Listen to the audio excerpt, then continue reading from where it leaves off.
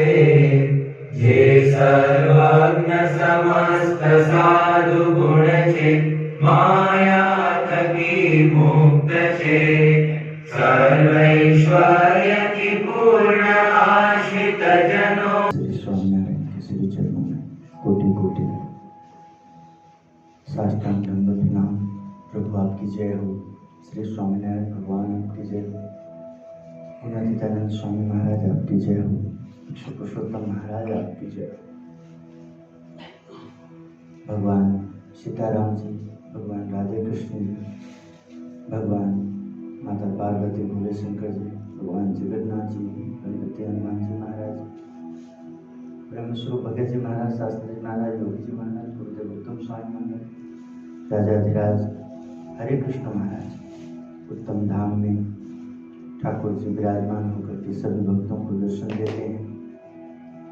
आप सब श्रोतागण बहुत ही भाग्यशाली हैं। आप सब जो आपको प्रभु का दर्शन, प्रभु की आरती, पूजा, प्रार्थना, प्रभु को नैवेद्य भोग अर्पण करने का, दर्शन करने का, वो प्रसाद पाने का आपको जो है सौभाग्य है आपका, जो आपको प्राप्त होता है। इसे आप बहुत उपलब्धि माने, इसका आप ध्यान रखें। जब इसका आप ध्यान रखेंगे तो इसी में आपको आपकी मुक्ति नजर आएगी, इसी में आपका कल्याण आपको नजर आएगा। प्रभु की सेवा जिन्हें मिलती है वो कम पुण्यशाली नहीं होता है। अल्प पुण्य भी यदि प्रभु तक पहुंचा दे तो समझ लेना चाहिए कि बहुत पुण्य है। और किसी को बहुत बुद्धि है, बहुत ज्ञान है और व्यवहारिक सब बहुत उसे संसार में उपलब्धि भी है, किंतु भगवान का भजन उससे नहीं होता है, ध्यान नहीं होता है, भगवान की पूजा में मन नहीं लगता है, भगवान के दरबार में उसे दोष नजर आता है, कमियां नजर आती है। वो इतनी बुद्धिशाली होकर के भी भगवान के दरबार में बुद्धू कहलाएगा, प्रभु के दरबार। कारण कि प्रभु के पास हमें सच्चा प्रेम का दर्शन करना है और कराना है। प्रभु से बड़े कोई नहीं, कोई बुद्धिशाली प्रभु से बड़े तो हो ही नहीं सकते, किंतु बुद्धि में कहीं कुबुद्धि का अंश होता है, सत्संग में कहीं कुसंग का अंश होता है, उसका परिणाम बड़ा खतरनाक होता है। भगवान के दरबार में जहाँ पवित्र मन से, पवित्र ध्येय से, पवित्रता पूर्वक, सरलता पूर्वक, साधुता पूर्वक सबका सेवक बन करके, यही सब आदर्श जीवन है, यही सब हमारे संस्कार और सत्संग का दर्शन है। मुझे हरि भजन में रहना है, एक नाम प्रभु का लेना है, मुझे सबका सेवक बनना है, मुझे हरि भजन में रहना है। दास का दास बन करके, सेवक का सेवक बन करके, भक्त का भक्त बन करके हमें सहचर्य करना है, उसमें अपना कल्याण है। ये सत्संग का दर्शन कराता है, ये भक्त का योग कराता है। जो भक्त प्रभु को प्राप्त किया है, जो भक्त प्रभु को प्राप्त किया है, तो जिनके साथ प्रभु है उनको किस बात का भय, किस तरह का डर।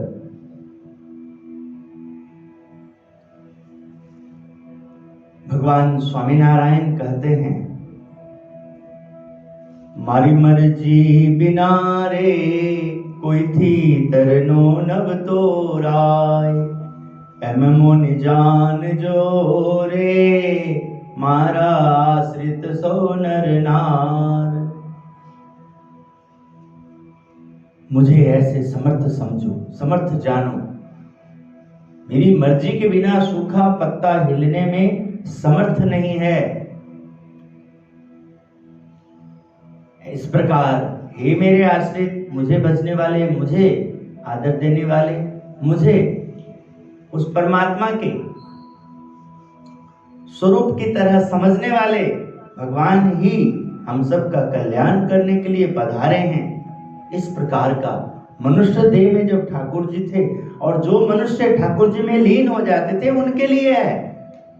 जिन्हें मूर्ति में तो भगवान का भाव है, चित्र में, जैसे कि उन्होंने जन्म से ही मूर्ति प्राप्त की हो, चित्र पाई हो, जैसे कि जन्म से ही वो भगवान सुखदेव जी की तरह, भगवान व्यास पुत्र जन्म सिद्ध हो सब कुछ। ऐसे लोग बड़े दुखी होते हैं कि शास्त्र का आर लेकर के, सत्संग का आर लेकर के, साधु संतों के संगत में आकर के अपने आप को सबसे ज्यादा बुद्धिमान समझते हैं, जबकि परमात्मा स्वयं सत्संग में आकर के कितने अपने आप को सरल कर रहे हैं।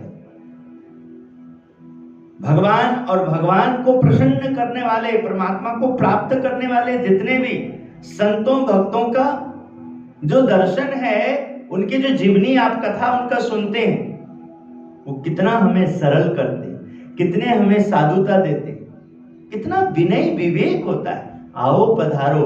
हमारे गुरुदेव उत्तम स्वामी जी महाराज, हम बाल्यावस्था में थे, 14, 15, 16 साल की अवस्था में हम जब लगातार उस समय सत्संग में प्रवेश किए, स्वामी नारायण को नहीं जानते थे। रामकृष्ण गोविंद, जय माता दी, माँ काली का उपासक, भगवान शंकर का उपासना, भगवान श्री रामचंद्र जी, जय जगन्नाथ महाराज जी, सब स्वामी विवेकानंद जी महाराज जी जैसे संतों का जो सत्संग लोग जो उनको अच्छा मानते थे, ये रामकृष्ण परमहंस जो ब्रह्मज्ञानी संत हुए, माता जगदम्बा का साक्षात्कार दर्शन करने वाले काली के उपासक, ऐसे महान ब्रह्मज्ञानी संत का आदर्श सेवक विवेकानंद जी के जीवन को जो साधना पथ पे बहुत अच्छा समझते थे कि उनके विचारों को उनके अनुकूल अनुसार यदि सेवक के अनुकूल और सेवक महान सेवक का आदर्श जीवन को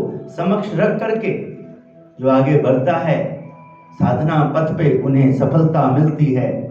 तो ये सब महान संतों का, महान विचारों, उनका जो तप त्याग है, उनकी जो सरलता है, उनका जो धैर्य है, सत्संग में दिव्य भाव। रामकृष्ण परमहंस के लिए विवेकानंद जी कहते, गुरु टोटल ही डिवाइन, गुरु संपूर्ण सत्य है, संपूर्ण दिव्य है। ये उस इंसान के लिए कथा और सत्संग और भगवान की महिमा है, उस इंसान के लिए बिल्कुल नहीं। जो इंसान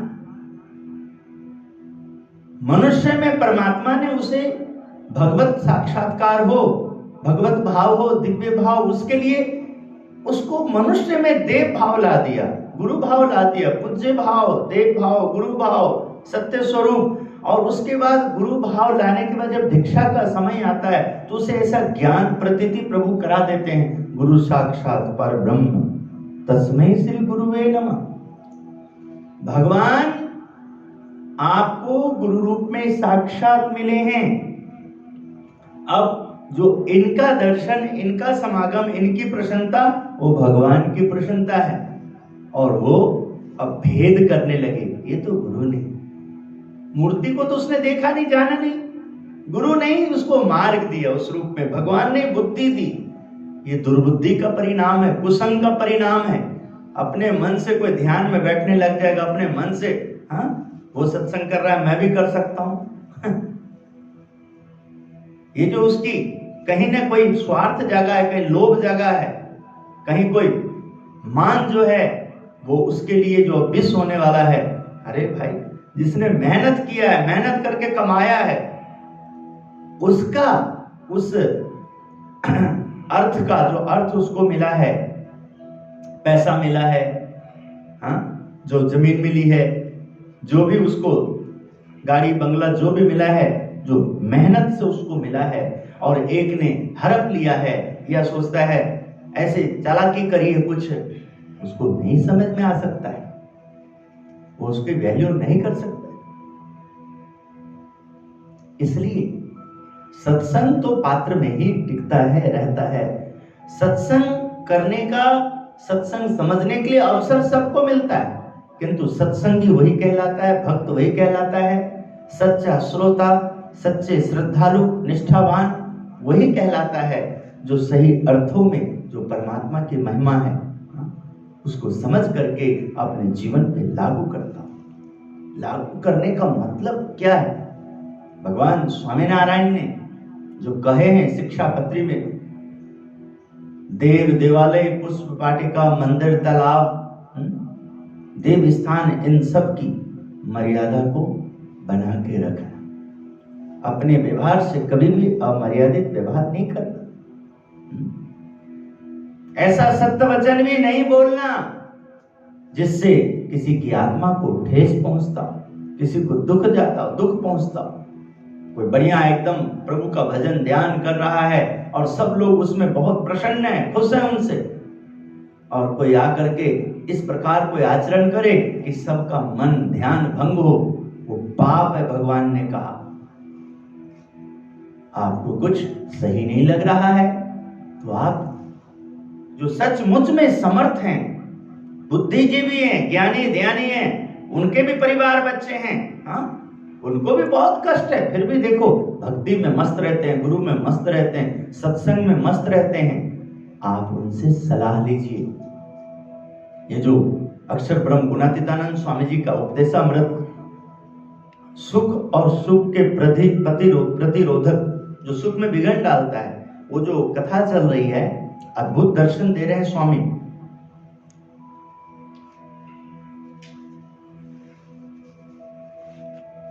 दो प्रकार से सुखी रहा जाता है, एक तो ज्ञान से, दूसरा भगवान की मूर्ति के ध्यान से, तीसरा तो सांख्य और योग। इन दोनों में से एक भी सिद्ध होगा तो जीव सुखी रहेगा। सुखी महापुरुषों के नजर से, अरे इंसान तो कितना कोशिश करता है सुखी होने के लिए, फिर भी अंत में दुख ही दुख उसको पाता है। किंतु जिसे महापुरुष की प्राप्ति हो जाती, सत्पुरुष की प्राप्ति हो जाती, सच्चे अर्थों में जिसे बुद्धि में समझ में आ जाता है कि मुझे सत्संग मिला है, मुझे संत मिले हैं, मुझे तीर्थ की प्राप्ति हुई है, मुझे भगवान की जो मूर्ति मिली है पूजा करने के लिए, इस पूजा से मेरा सारा पाप नष्ट हो जाएगा, मैं पवित्र हो जाऊंगा, शुद्ध हो जाऊंगा। इस प्रकार का जिसका समझ है और उसके लिए जो एकदम वहां सरल रहता है, इस दवाई की दुआ की, ये जो पुण्य का प्रताप स्वरूप प्रकाश का जो हमें दर्शन हुआ है, सत्संग में बहुत प्रकाश है, इस सत्संग में इतने दिव्य गुण है, अनंत दिव्य गुण है। भगवान श्री हरि ने स्वयं जो गीता में भगवान श्री कृष्ण परमात्मा के रूप में द्वापर युग में अर्जुन को कुरुक्षेत्र में धर्म संकट में, धर्म युद्ध में, पाप और पुण्य का लड़ाई में, संघर्ष में परमात्मा ने किस प्रकार उन्हें उपदेश दी, सहारा दिया, साथ दिया, मार्गदर्शक बने। भगवान अर्जुन के सारथी बने जीवन के। हे अर्जुन, मैं सत्संग से जितना प्रसन्न होता हूं उतना मैं किसी और प्रकार के जो साधन है मुझे प्राप्त करने का जो मार्ग है, तप, त्याग, योग, व्रत, होम, तीर्थाटन इत्यादि सब में मैं सत्संग से अधिक होता हूं। कारण सत्संग में हमें समझ मिलती है, जो यहाँ पर दो प्रकार की समझ हमें दे रहे। सत्संग में हम किस प्रकार दर्शन करते हैं, किस प्रकार हमारा जीवन है, एक भक्त का जीवन, एक संत का जीवन, एक तपस्वी का जीवन, एक साधक का, एक प्रभु की उपासना करने वाले का जीवन कैसा होना चाहिए, वो हमें सत्संग से ही मिलता है। दो प्रकार से सुखी रहा जाता है, एक तो ज्ञान से, जिसे ज्ञान हुआ, ज्ञान हुआ तो अज्ञान टिकेगा नहीं। ज्ञान का मतलब ही अज्ञान नहीं रह सकता, ज्ञान से आपको वैराग हो जाएगा। ज्ञान नहीं है, उसका फल है कि जहां ध्यान करना चाहिए वहां ध्यान को भंग करता है अपना, और दूसरे को भी विचलित करता है। जहां संत है वहां असंत का भाव लाना घोर पाप। जहां गुरु है वहां दोष को लाना। जहां सत्संग है, गुरु के द्वारा उपदेश है, जिन गुरु ने संत दिए, भक्त दिए, मूर्ति दिए, मंदिर दिए, पूजा दिए, ध्यान दिए, उसमें बिगड़ डालना, उसमें कमियां ढूंढना, बोलना, वासना, कमियों को ढूंढना। हमारे अंदर घोर एक तामस आया है, घोर आलस्य आया है। हम बहुत जगह पे चालाकी करते हैं, झूठ बोलते हैं, उसी का परिणाम है ये। हमारी परवरिश में कमी रह गई। हमें दंड देने के लिए हमें ऐसे माता पिता दिए कि जन्म तो दे दिए किंतु जीवन नहीं दे पा रहे।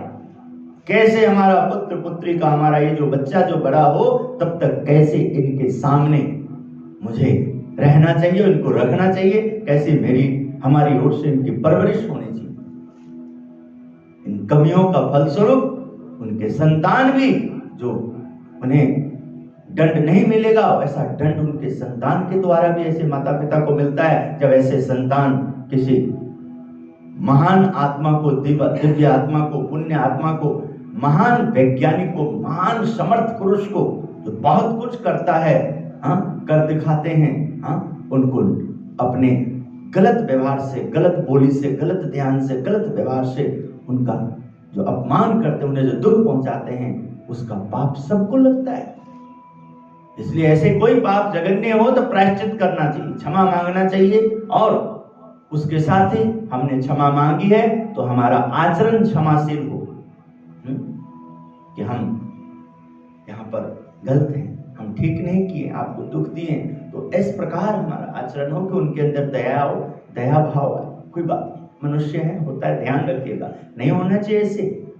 शास्त्र का सम्मान करना चाहिए, संत का सम्मान करना चाहिए, मंदिर में जाकर के मन को शांत करना चाहिए, मंदिर में जाकर के अपने अंदर जो अज्ञान है उसको दूर करने के लिए वहां ज्ञान मिलता है, उसका दर्शन करना चाहिए। दूसरा, भगवान की दो प्रकार से सुखी रहा जाता है, एक तो ज्ञान से और दूसरा भगवान की मूर्ति का ध्यान से।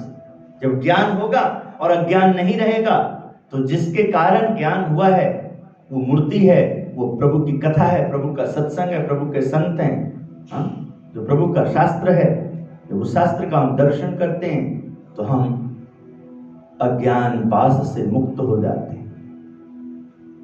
तीसरा, सांख्य और योग, इन दोनों में से एक भी सिद्ध होगा तो जीव सुखी होते। सांख्य कैसे होगा? सांख्य ज्ञान जड़ चैतन्य का विवेक, सत्य असत्य का विवेक ज्ञान के ऊपर ही आधारित है। आत्मा अनात्मा का विवेक, आत्मा क्या है? आत्मा तो परमात्मा का अंश है। अनात्मा, आत्मा में जो विकार है।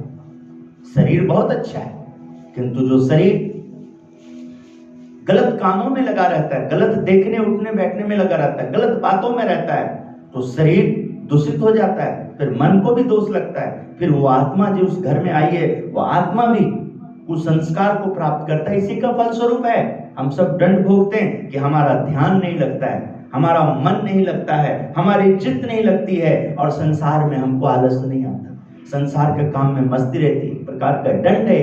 उस दंड से मुक्त होने के लिए परमात्मा का नाम है, ध्यान है, उसको सीखना चाहिए। बुद्धिजीवियों, पढ़े लिखे विद्वानों, संत महापुरुषों का हमें उसी प्रकार मान सम्मान, उनका ध्यान रखना चाहिए, उनके प्रति सरल रहना चाहिए। दो प्रकार से सुखी रहा जाता है, एक तो ज्ञान से, दूसरा भगवान की मूर्ति का ध्यान से, तीसरा तो सांख्य और योग, इन दोनों में से एक भी सिद्ध हो गया तो जीव सुखी होता है। योग, जिन्हें ये सब सिद्ध है, जो बहुत अच्छा करते हैं, उनका योग हुआ, वो भी बड़ी कृपा की बात है। भगवान की मूर्ति, भगवान के साधु और भगवान की आज्ञा। स्वामीनारायण हरे गुणातीतानंद स्वामी जी देखिए सुंदर बात कर रहे हैं, अक्षर ब्रह्म गुणातीतानंद स्वामी जी बात कर रहे हैं। वहीं बैठ जाइए, नहीं तेरी जगह मस्ती से, कभी इधर कभी उधर, वहां बैठिए, उधर बैठिए, उधर बोले, हर बार आपको भी नहीं पता लगता। सांख्य, ज्ञान, योग, फर्क होता है।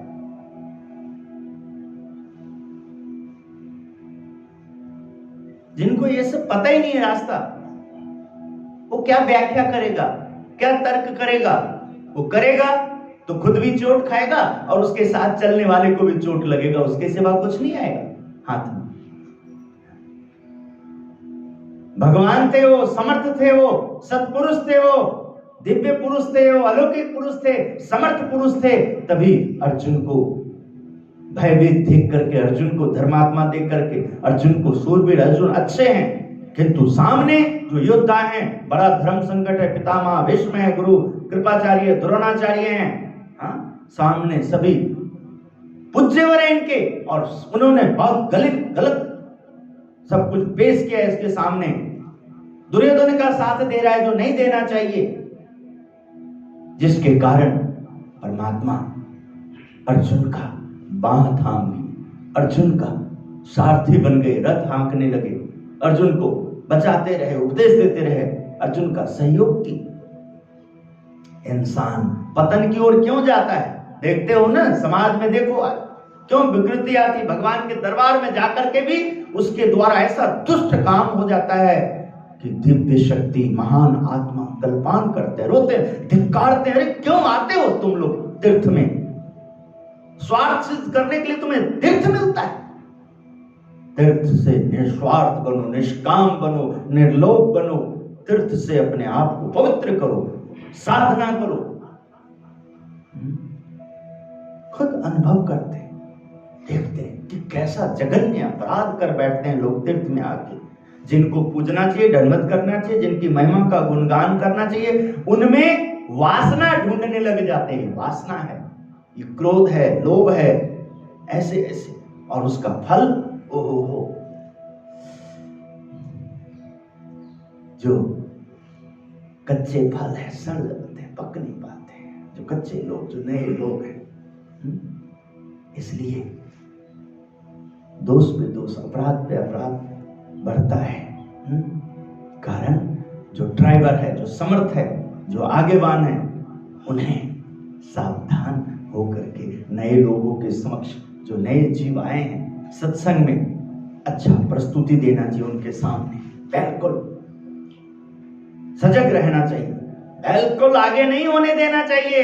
पुराने लोगों को, समर्थ जो सत्संग को समझते हैं, आप यहाँ बैठिए, वो आगे आएंगे, उनको पता ही नहीं, उनसे आगे रहना पड़ेगा हर प्रकार से।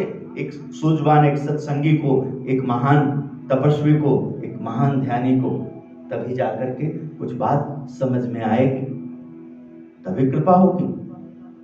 यहां हमें अक्षर ब्रह्म गुणातीतानंद स्वामी जी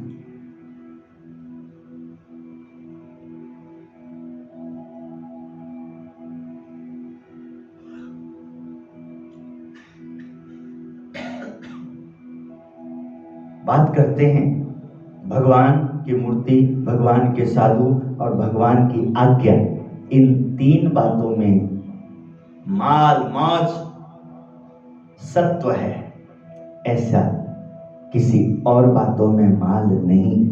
ज्ञान, वैराग्य और धर्म तो जैसे कुदाल, फावड़ा और दरारी की तरह है।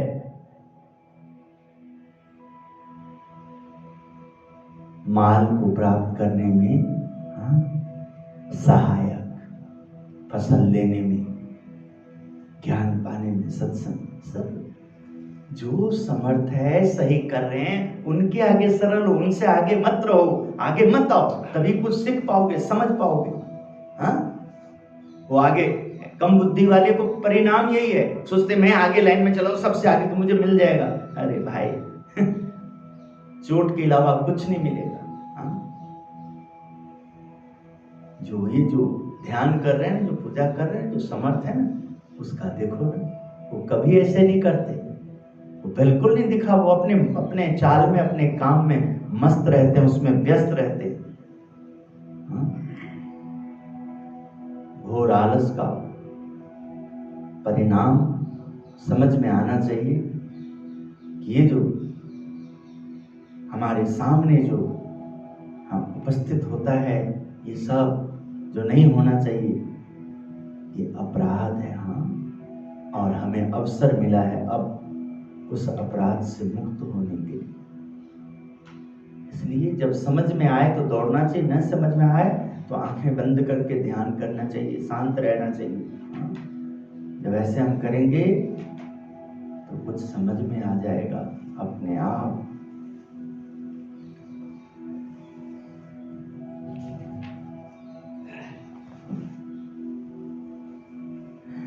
स्वामीनारायण हरे गुणातीतानंद स्वामी जी बात करते हैं, भगवान जिनके हृदय में रहते हैं, भगवान जिनके द्वारा समझ में आते हैं, भगवान की भक्ति कैसा समझ हमारा होना चाहिए भक्ति के मार्ग पे। स्वामीनारायण हरे गुणातीतानंद स्वामी जी बात करते हैं, सुख एवं सुख के प्रतिरोधक जो विघन डालने वाली बात है, एक तो ज्ञानी सुखी है या जो संत का कहा माने वह सुखी है। ज्ञानी है तो सुखी रहेगा, और दूसरा उनका कहना मानेगा वो सुखी रहेगा, उनका कहना मान।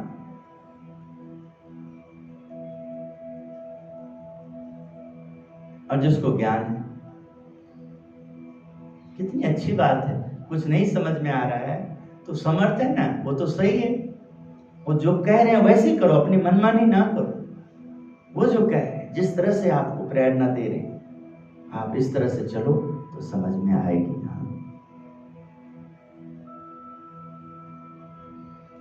तीन व्यक्ति सुखी हैं, एक तो वे जो बड़े साधु की आज्ञा के अनुसार कार्य करें और मन का कहा ना माने, बेज्ञानी तथा कुछ भी नहीं चाहिए ऐसे संतोषी, आशा ही परम दुखम निराशायम परम सुखम। आशा ही परम दुखम निराशायम परम सुखम। यथा संचिद्य कांतासाम सुखम सुवासम पिंगला। अर्थ, आशा ही परम दुख है, आशा रहित जीना ही परम सुख है। जैसे पिंगला नाम की वेश्या ने पति की प्राप्ति की आशा छोड़ दी, तब उसको सुख से निद्रा आई। श्रीमद् भागवत में ये सब आख्यान है। जो है जैसे हम गुरु की सेवा में आए, संत की सेवा में आए, भक्त की सेवा में आए, प्रभु ने हमें मंजूर किया, प्रभु ने जो जो हमें दिया हम उसको अच्छी तरह से जीने का अभ्यास करते। ना हम शास्त्री हैं, ना हम पढ़े लिखे विद्वान हैं।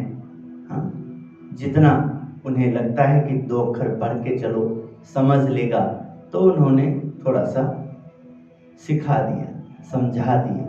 हाँ, उसके बाद ना कभी ऐसे अभ्यास किया कि अब मुझे गुरु गद्दी पे बैठना है, अब मुझे ऐसे लोगों को उपदेश देना है, मुझे इसकी तैयारी करना है, उसके लिए मुझे कोई आवश्यकता नहीं है।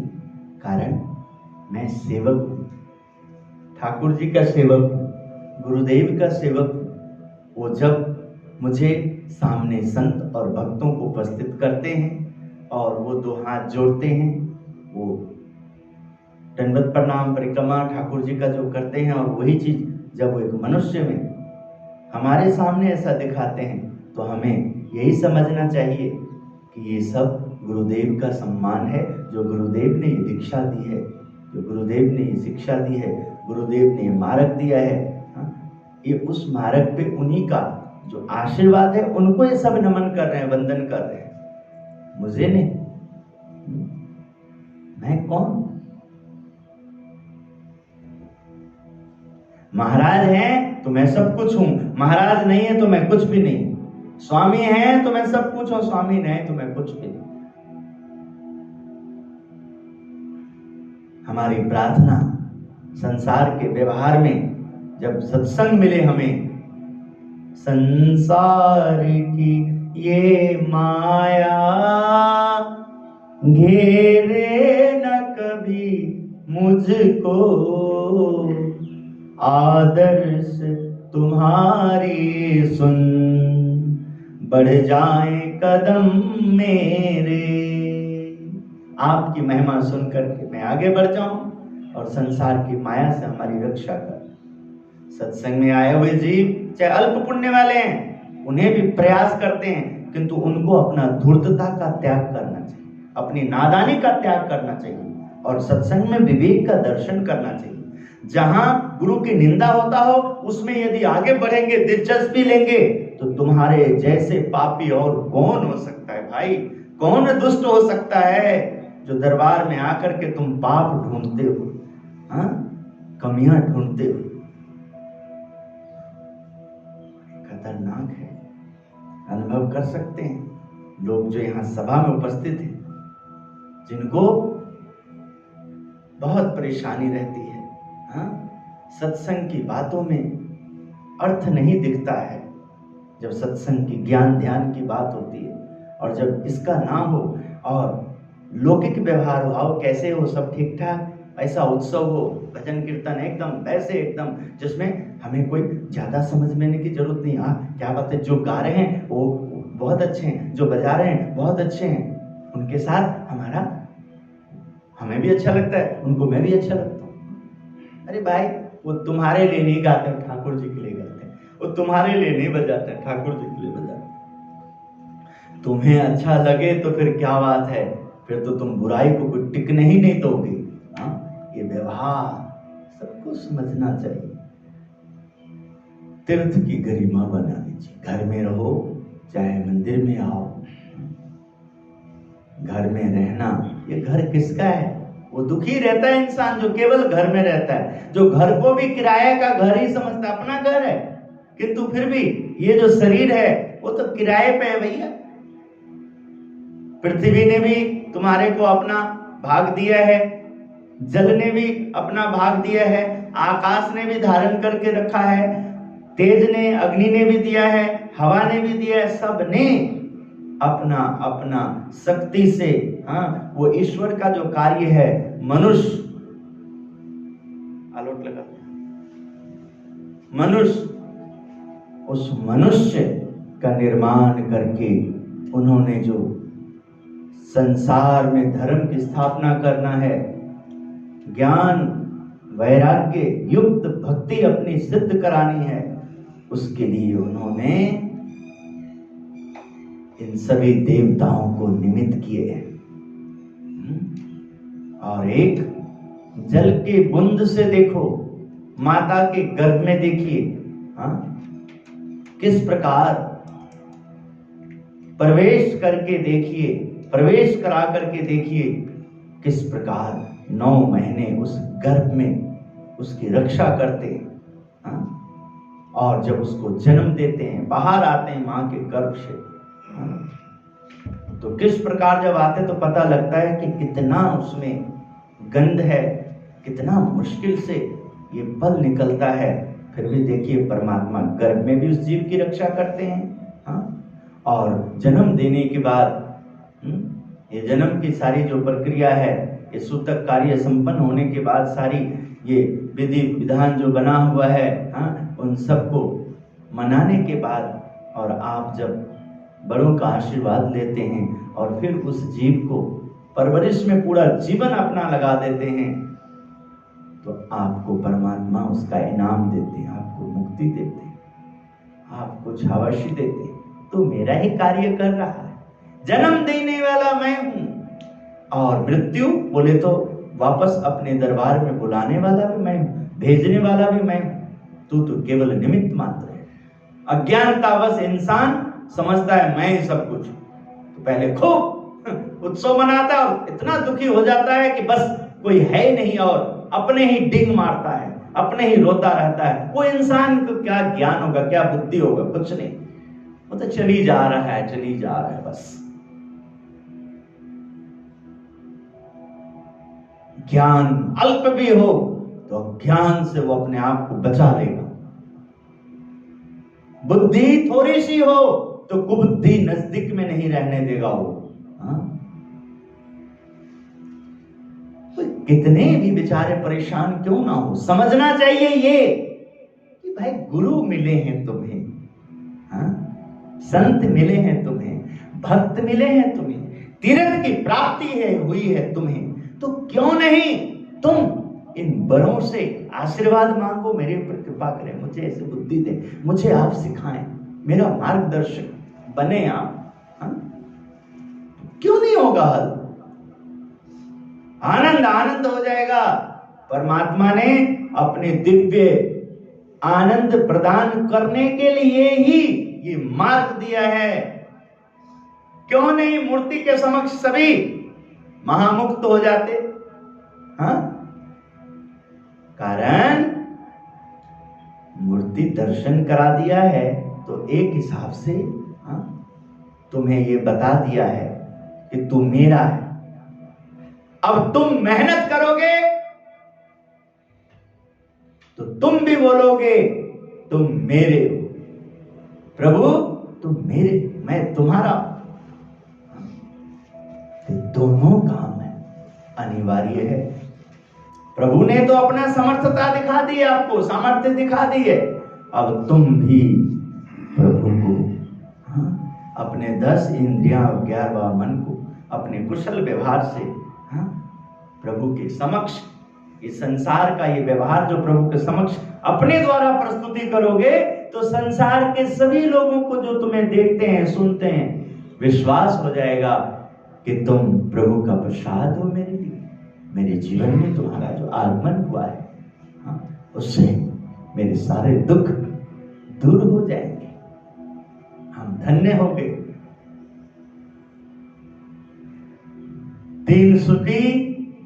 3 व्यक्ति सुखी हैं। एक तो वे जो बड़े साधु की आज्ञा के अनुसार कार्य करें और मन का कहना ना माने, बेज्ञानी तथा कुछ भी नहीं चाहिए ऐसे संतोषी। हाँ? कुछ चाहिए नहीं तो फिर तो कोई बात ही नहीं। तो कुछ चाहिए तो स्वाभाविक है, मेहनत करना पड़ेगा।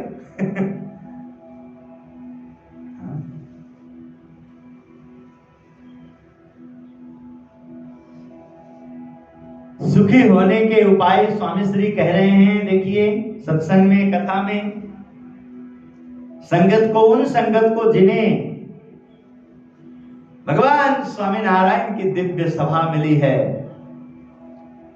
समर्थ संत मिले हैं, सदगुरु मिले हैं।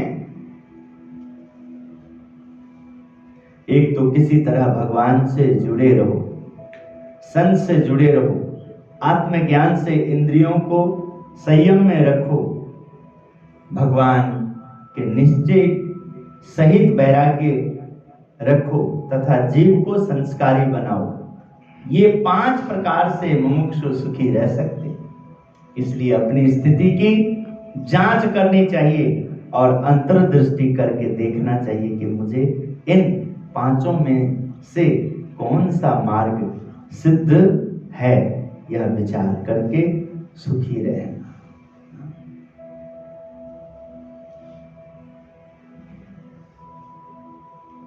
समझ में नहीं आता है तो क्या बोलते हैं, शांत हो जाओ। जो समझदार है उसकी तरह अपने आप को आंख फाड़ फाड़ के देखोगे, समझ में नहीं आएगा, क्योंकि फाड़ते नहीं है, उनको ये समर्थ शक्ति मिली है।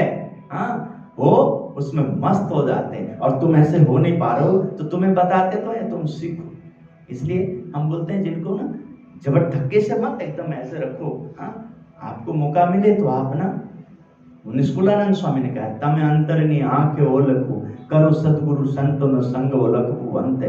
आपको बाहर कुछ नहीं समझ में आ रहा है तो बंद कर दो और भीतर से एकदम आंखें बंद करके भीतर से अपना प्रयास करो। देखो महाराज स्वामी, बुद्धि में ये तो आ गया कि आप आए हैं, फिर भी मैं देख नहीं पा रहा हूं, सुन नहीं पा रहा हूं, समझ नहीं पा रहा हूं। अंदर से प्रार्थना चलने लग जाएगी, अपरंपार प्रभु अवगुण मोरा, माफ करो रे मुरारी। मेरे अपराधों को क्षमा करो हे मुरारी, हे कृपानाथ, हे भक्तवत्सल। आप आए, आपने मुझे दीक्षा दी, आपने मुझे अपना भक्त बनाया, सेवक बनाया। अब मुझे अपने सेवक को अपनी भक्ति से समर्थवान बना दो। मुझे भक्ति प्रदान करो, मुझे बुद्धि, अपनी बुद्धि प्रदान करो। प्रभु मुझे अपने संत और अपने भक्त, जिनसे आप दूसरे को ज्ञान देते हो, जिनको आप देखते हो, आप पसंद करते हो, जिन संत भक्तों में, महापुरुषों में आपकी महिमा के कारण जो महापुरुष कहलाते हैं, उनकी सेवा चाकरी मुझे दो प्रभु। इस प्रकार हमें प्रार्थना करनी चाहिए। हाँ, इस प्रकार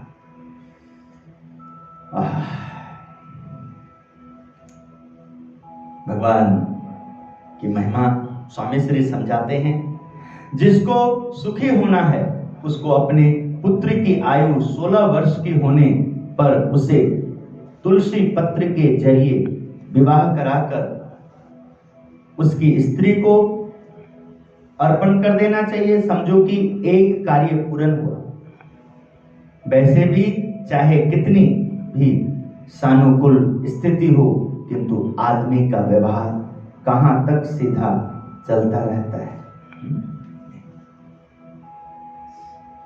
इसलिए जब परमात्मा ने हमें ऐसे योग्य बनाए हैं और आगे परमात्मा ने वारिस दी है, तो उन्हें सौंप देना चाहिए और अपने आप प्रभु में, अपने आत्म कल्याण में अपने आप को समर्थ बना देना चाहिए। प्रभु से प्रार्थना करनी चाहिए। एक ब्राह्मण का पुत्र मर गया, तब वह फूट फूट करके रोने लगा। दूसरे लोग भी कुछ ना कुछ कहकर उसे और भी रुलाते थे।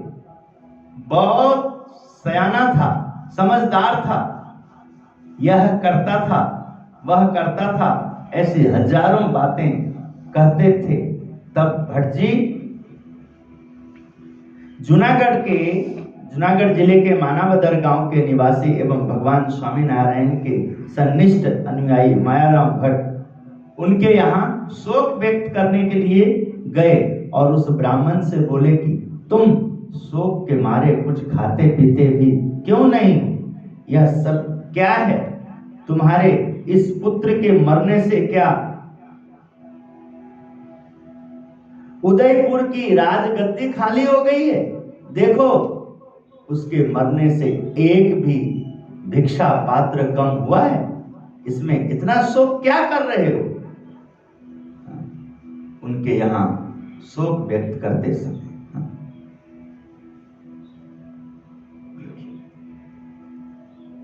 जब ज्ञान आता है, सत्संग आता है, कथा आता है, प्रभु कृपा होती है, तो सब संशय का समाप्त हो जाता है। क्या हो गया? क्या बदल गया? अरे उनका था, उनके पास गया, तू क्यों मूर्खता करता है, धूर्तता करता है? प्रभु में मन लगा। ऐसे भी इंसान होते हैं कि जीवन में सुखी रह ही नहीं सकते, कि बार बार रोज वो दुख का ही दर्शन करता है। भगवान का दर्शन तो करता ही नहीं। भगवान की तो मूर्ति केवल रखी है, दुख का दर्शन करता है। दुख एक जीवन का एक सत्य, बस इतना मान के था, हो गया। उसके बाद प्रभु का ध्यान, जिससे शांति मिलेगी, शक्ति मिलेगी, समर्थवान बनोगे। तो जो आसक्ति उसको, वो जो खोया हुआ गया हुआ जीव में जैसा बना करके वो अपना जीवन जी रहा है, वैसा आसक्ति जो है उसके लिए नहीं है उसको। तो उसको क्या बुद्धिमान आप समझेंगे? कितना वो ज्ञानी है, कितना वो ध्यानी, कितना उसके अंदर तप है। जो गया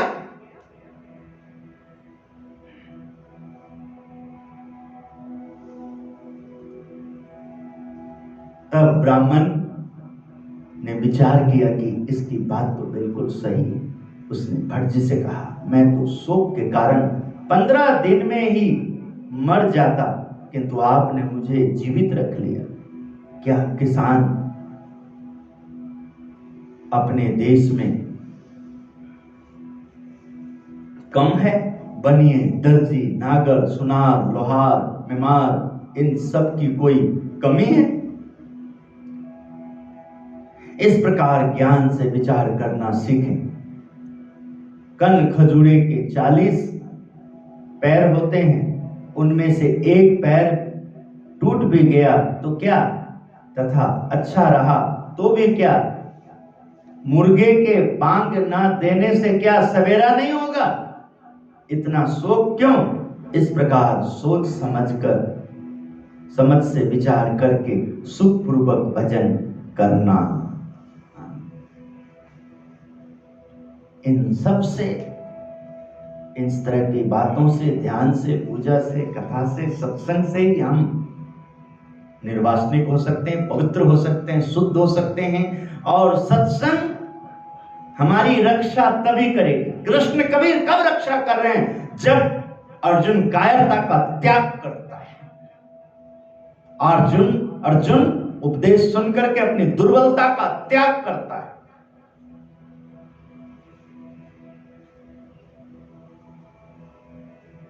तब भगवान उसके सामने बड़ी बड़ी बाधाएं आती है। हाँ? और उसमें जेदरथ वध से लेकर के किस प्रकार, हाँ, सूर्य के सामने भी ग्रहण लाते हैं, छुपाते हैं, बाहर निकालते हैं, उसकी प्रतिज्ञा की रक्षा करते हैं। प्रतिज्ञा तुम करते हो, रक्षा प्रभु करते हैं। गलती तुम करते हो, सुधार प्रभु करते हैं। इससे बड़ी और कृपा क्या हो सकती है? इसके आगे तो धूर्तता का हद है। फिर तो तुम वैसे बन जाओ ना, केवल ऐसी कहानी बन जाओ, उसमें कुछ बनो नहीं। एक मैं हूं खता पे खता कर रहा, एक तुम हो के माफी दिए जा रहे, बस यही गाते रहो, बंदे रहो, इससे कुछ होने वाला तो है नहीं। अरे जब तुम इसमें सुधार करोगे तभी समर्थवान बनोगे। केवल सुनने से, केवल आने जाने से कुछ भी नहीं होने वाला है। तुम आए हो, तुम्हारा भाग्य उदय हुआ है। अब तुम जो प्राप्त किए उस पर मेहनत करो, तब समझ में आएगी। हम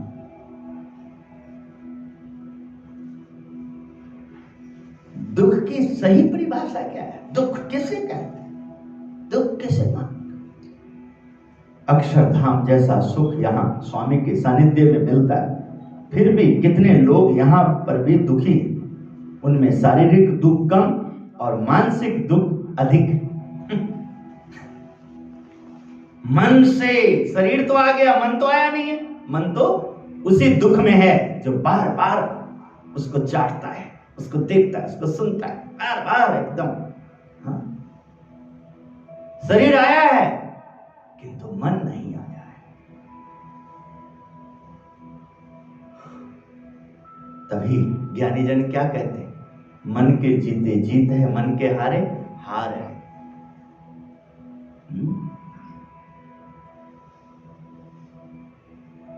शरीर के कारण, देश के कारण तथा काल के कारण जीव बहुत दुखी हो जाता है, किंतु ऐसी ग्लानि नहीं होने देनी चाहिए, क्योंकि शरीर, देश और काल, इन तीनों का स्वभाव ही जीव को दुखी करना है।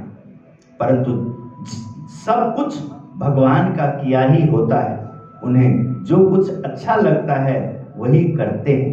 स्थूल शरीर का दुख आए या सूक्ष्म शरीर का दुख आए अथवा कारण शरीर का दुख आए, किंतु इन्हें किसी प्रकार का महत्व नहीं देना।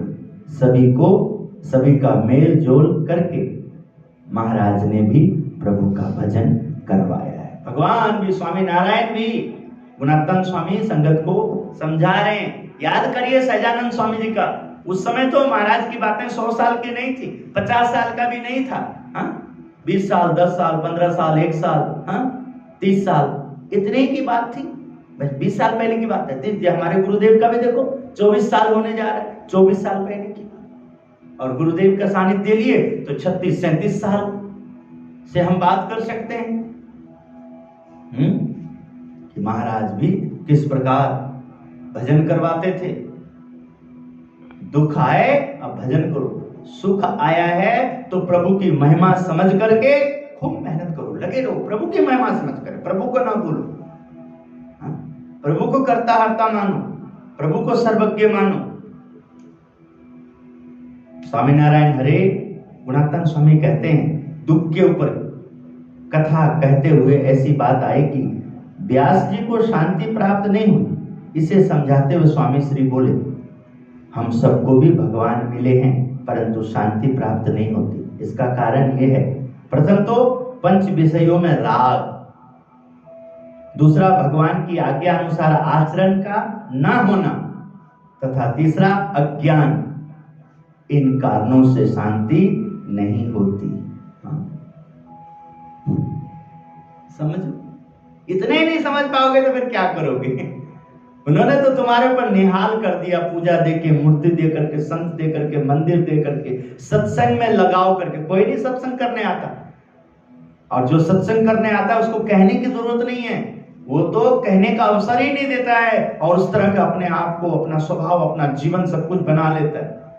यहाँ तो साम दाम दंड भेद, ये 4 नीति जिसे कृष्ण थ्योरी कहते हैं, उसका उपयोग करके जीव के साथ आत्मीयता बांधने का प्रयास करते हुए जीव को सब प्रकार से कहीं और न जाना पड़े, ऐसे उत्तम धाम को समर्थ बनाने का प्रयास करते हैं कुशल व्यवहार से।